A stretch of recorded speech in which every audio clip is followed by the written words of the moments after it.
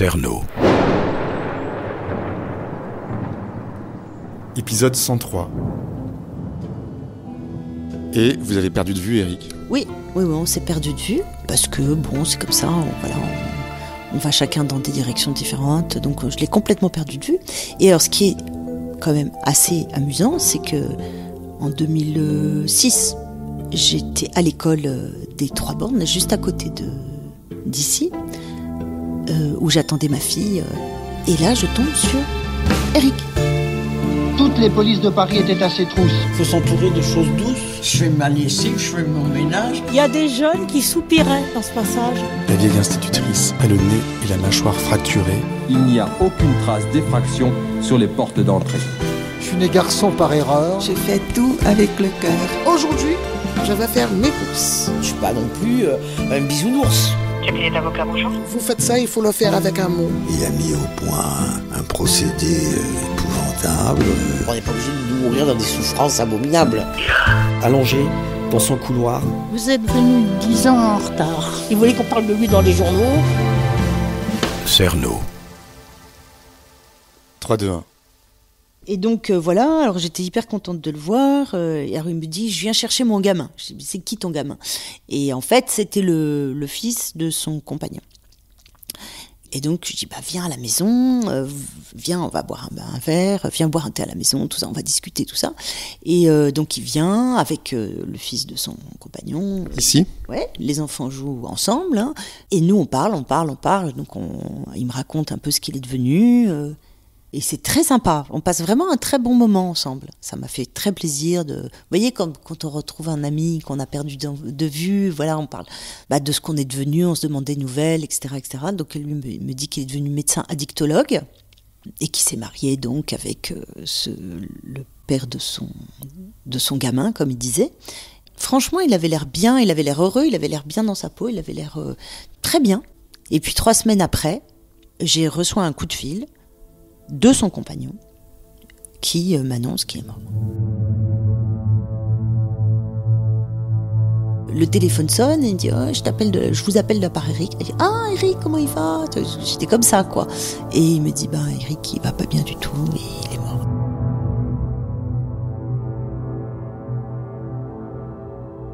Et alors là, j'étais super triste, évidemment, puis choquée, quoi, parce que je m'y attendais pas du tout. Il ne m'avait pas du tout paru malade, pas du tout. Et donc, il avait demandé à son compagnon que je sois prévenue, parce qu'il voulait que je vienne à son enterrement. Donc, j'y suis allée, évidemment. Et puis, il y avait des patients à lui qui sont venus et qui ont témoigné, et qui ont dit beaucoup de bien de lui, qu'il était un très bon médecin, etc. Bon, après, j'ai su qu'il travaillait plus beaucoup ces derniers temps, parce qu'en fait, il était malade. Mais quand même, malgré tout, il avait laissé une très bonne impression, une très bonne empreinte, un très bon souvenir aux gens dont il s'est occupé en tant qu'addictologue. Il est mort du sida ? Oui. Enfin, bon, alors, une complication aiguë, certainement, et il est mort du sida, ouais. C'est très triste. Oui, c'est triste. Oui, c'est triste. C'est triste. Parce que, on était très contents de se retrouver, et puis ça s'est terminé comme ça. Voilà. Il a l'air d'être mort dans une période heureuse. Je pense qu'il était... oui, ça, je pense. Vraiment. Je pense que l'histoire qu'il a eue avec ce compagnon était une très belle histoire. Ça, oui. Ouais.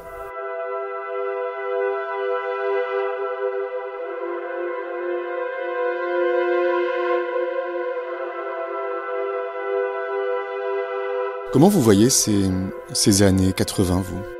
Comment je vois les années 80 ? Alors c'était beaucoup, moi qui étais d'une tradition une espèce d'altruisme comme ça, vous voyez, où c'était pas l'argent qui comptait avant tout. C'était quoi qui comptait ? C'était plutôt être bon, quoi, la bonté, la gentillesse, l'amour en fait, voilà, l'amour, ouais. Pas l'argent, en tout cas, ça c'est sûr. Et dans les années 80, il n'y a que ça qui comptait. C'était gagner beaucoup d'argent, c'était vraiment des années... Et moi, je ne me reconnaissais pas tellement là-dedans. Voilà, sinon, les années 80... moi, j'étais pas du tout dans le mouvement punk. Je sais que s'il y avait les punks, là, à l'époque, moi, je les comprenais pas du tout. Moi, j'étais plutôt une baba cool attardée, en fait. Voilà. Mon logiciel, c'était plutôt ça. Et donc je me sentais peut-être pas très à l'aise dans mon époque, peut-être un peu anachronique. Et donc c'était les années fric. Peut-être que c'est ce qui vous choquait un peu chez Thierry Paulin. Qui sait ? Une espèce d'avidité ou d'envie de réussir, justement. Oui, c'est possible. En tout cas, ça, il ne me touchait pas du tout. Ça, c'est sûr que c'était pas quelqu'un qui m'attirait, quoi. Pas du tout. Ouais. Vous aviez perçu peut-être quelque chose Il était pas sympathique, quoi. Vous voyez, il y a des gens, ils sont sympathiques. Tout à coup, ils mettent les gens à l'aise, on se parle, vous voyez. Lui, non, il était pas sympathique. Il jouait un rôle. Ah, complètement. Voilà, c'est ça. Il jouait un rôle, complètement. Ça avait pas l'air vrai, quoi. Même sa gaieté, ça avait pas l'air une vraie gaieté. Il avait l'air d'avoir une grande tristesse en lui, plutôt. Et alors peut-être que c'était une tristesse due à ces meurtres qu'il avait commis. Oui, peut-être, ou peut-être à son enfance. Je pense qu'il a dû être... pour en arriver là, il a dû connaître une enfance très, très malheureuse, j'imagine, où il a dû avoir des traumatismes, ou je sais pas, dans son enfance. Ouais. Parce que moi, je me dis, vous étiez très jeune, quoi. En 85, vous aviez 22 ans. Oui. Donc, vous pensiez à vos études, vous avez fait un peu la fête pendant un semestre. Comment expliquer qu'à cet âge-là, quelqu'un d'aussi jeune, au lieu de... Alors, il faisait la fête, hein, sûrement, mais... Oui. Comment on peut expliquer ? Il avait déjà tué énormément de femmes, quoi. Je sais pas. C'est-à-dire, il était... Enfin, la façon dont il était coupé complètement de ses émotions, donc pas d'empathie possible. Vous diriez que c'est pathologique ? C'est quelqu'un qui était privé d'empathie vous pensez que c'était avant les crimes ? C'est pour ça qu'il a tué ou c'est... Je fais partie des gens qui pensent que tous les enfants battus ne deviennent pas des meurtriers, mais tous les meurtriers sont des enfants battus. Voilà. Je crois qu'un meurtrier, c'est un enfant qui n'a pas été aimé. Voilà. Donc il s'est coupé de ses émotions pendant son enfance, probablement. C'est ça. Il s'est pas coupé de ses émotions après les meurtres pour pas avoir à repenser à tout ça. Non. Je pense que c'est avant. Je pense ça a dû être un enfant très malmené par la vie. C'est pas possible autrement. Je crois pas qu'on devienne un meurtrier quand on a été aimé. Je crois pas. Vous étiez l'antithèse, en fait, de Thierry Paulin, parce que votre métier, c'est de faire battre des cœurs. Ah oui, mais à l'époque, je n'étais pas cardiologue, mais oui. Vous étiez altruiste. C'était mon idéal. Je dis pas que je l'étais. Je dis pas que je l'étais du tout, mais c'était mon idéal, oui. Enfin, en tout cas, c'était ça qui me paraissait important dans la vie, oui, c'est vrai. Toujours, d'ailleurs. Mais, Alors, c'est quoi la vie ? La vie voulait dire la vie... La vie. Ah, je sais pas. Ça dépend Vous qui êtes cardiologue. Ouais. Vous savez ce que c'est, vous, la vie ? Oui. Alors, la vie, après... Moi, je vois beaucoup de personnes très, très, très âgées. Plus je vieillis, plus je vois des personnes très âgées. J'ai beaucoup de nonagénaires. Donc, la question, c'est qu'est-ce que la vie pour quand on ne peut presque plus se déplacer, quand on est très malade, quand on est... Vous voyez, ça, c'est important, ça. Moi, j'ai beaucoup de personnes âgées, très âgées, qui disent qu'elles en ont marre de la vie. Qu'elles aimeraient bien mourir parce que tout le monde autour d'eux est mort. Et tout ça. Mais dans le fond, je ne crois pas que ce soit vrai. Je crois qu'elles n'ont pas du tout envie de... oui. C'est qu'on s'accroche ? C'est pas tellement qu'on s'accroche, mais on est fait pour ça, quoi. On est fait pour continuer à vivre, quoi qu'il arrive. Vous voyez, il y a plein de gens qui me disent « moi, ce que je voudrais, c'est mourir d'un coup ». Mais d'abord, ça, c'est pas donné à tout le monde. Et puis, c'est vrai que c'est bien pour la personne, mais c'est pas bien pour l'entourage. Pour l'entourage, c'est très, très, très dur, les morts brutales. Et donc, il y a plein de gens qui me disent ça, ou qui disent moi de toute façon si jamais je suis malade je veux qu'on en finisse très vite, mais en fait c'est pas vrai parce que le temps il ralentit si vous voulez, vous voyez, quand on a une maladie incurable, eh bien ce qui compte c'est pas les 2 ou 3 années ou 5 années qui vont venir, ce qui compte c'est les 3 mois qui viennent, vous voyez, ils vont se projeter dans le temps, dans un temps très court, mais dans un temps très court il peut se passer encore beaucoup de choses. Il y a un temps qui ralentit mais qui est très dense. Il est très important de le vivre.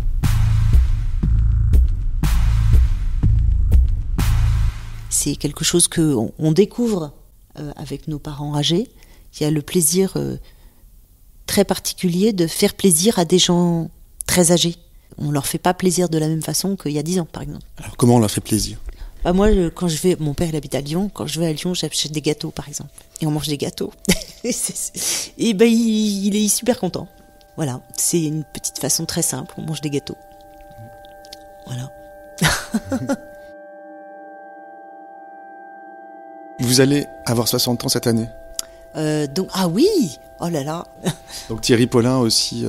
Oui, il était de novembre, c'est ça vous Oui. m'avez dit, hein, novembre 63. 3, oui. Alors, ce qui est curieux aussi, c'est que une autre de mes amies était de garde le jour où il est mort, Thierry Paulin. Ah.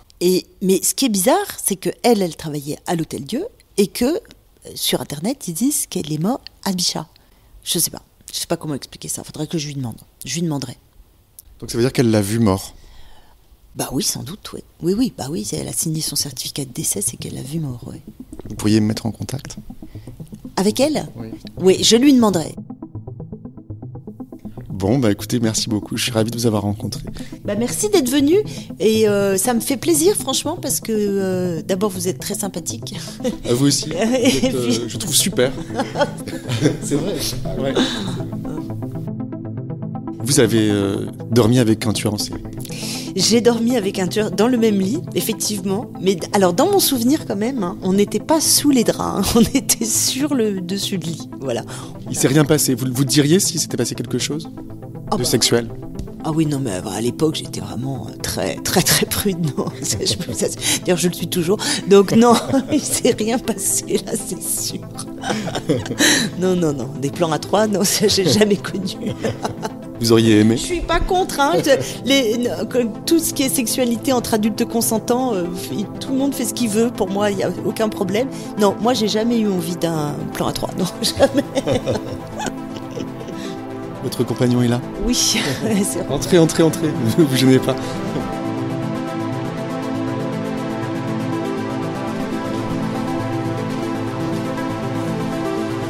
Merci Françoise. À très bientôt, j'espère. Oui. Au plaisir. Au revoir, bonne journée. Bon bah voilà. Je reprends la petite allée. Comme je l'imaginais, Éric B est mort du sida. Oh, il pleut.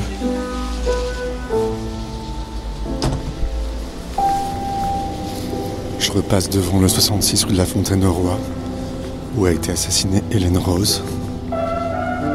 Je vais récupérer mon vélo et rentrer sous la pluie froide.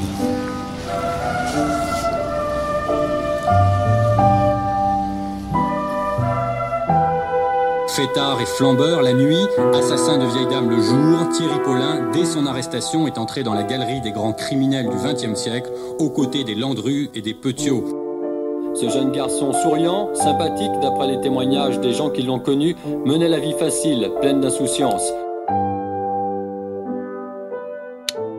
3, 2, 1. Alors je suis rentré chez moi et je viens de recevoir un SMS de Françoise, que je viens d'interviewer donc, et qui me dit « Julien, il vient de se passer quelque chose d'extraordinaire. Étant en avance au cabinet et un peu remué par notre entretien, j'ai raconté toute l'histoire.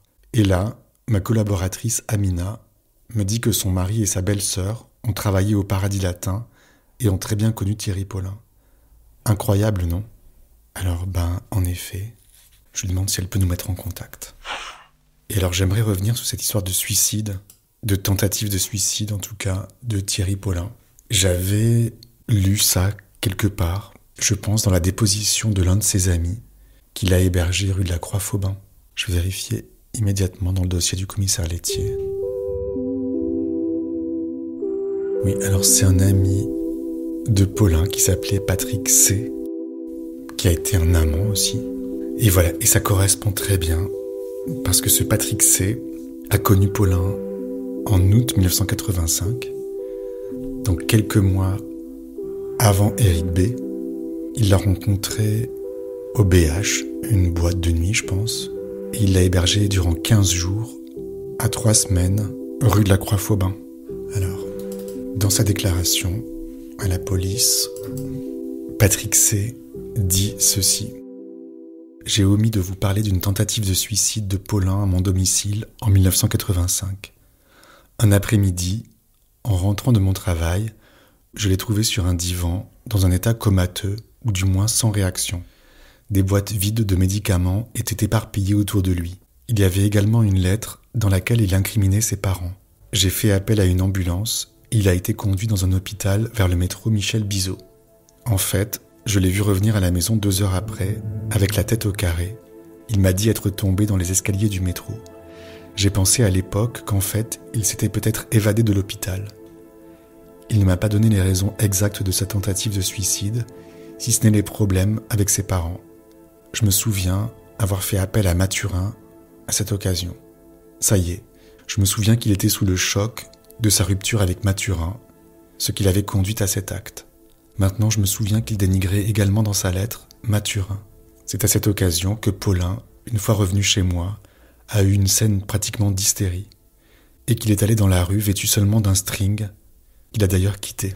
Cette scène s'est donc passée en 1985 et non pas dernièrement. Voilà. Est-ce que Paulin en voulait réellement à ses parents ? C'est possible.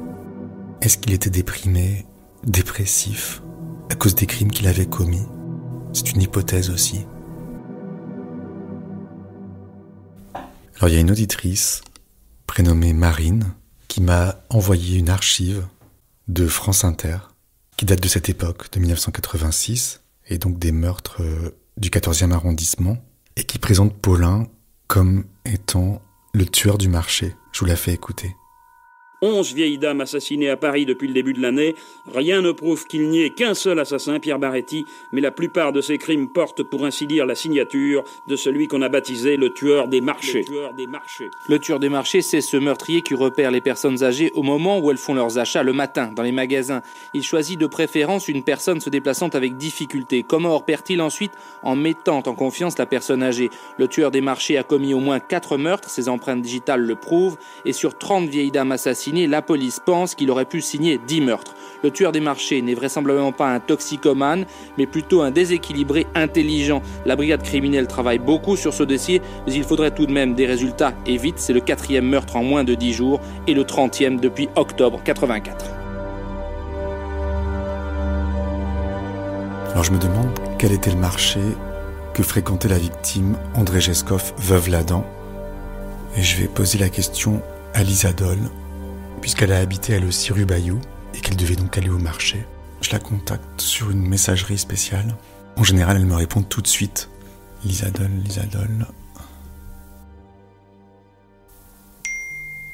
Alors Lisa Doll m'a répondu: le marché le plus proche de la rue Bayou, c'est le marché Villemain, qui a lieu les mercredis et dimanches. Bon, alors il me reste plus qu'à aller faire un tour dans ce marché. Peut-être qu'il y a des gens qui se souviennent de l'affaire ou de la victime, même si j'en doute.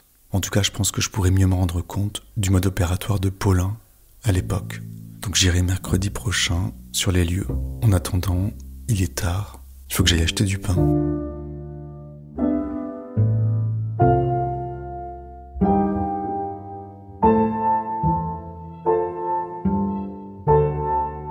Il égrenait ses victimes comme s'il venait d'acheter une baguette.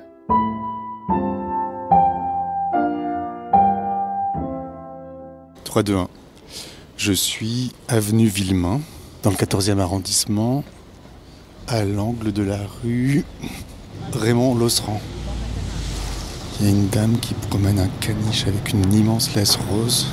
Bonjour madame, excusez-moi, le marché Villemain, vous savez où ça se trouve ? À suivre.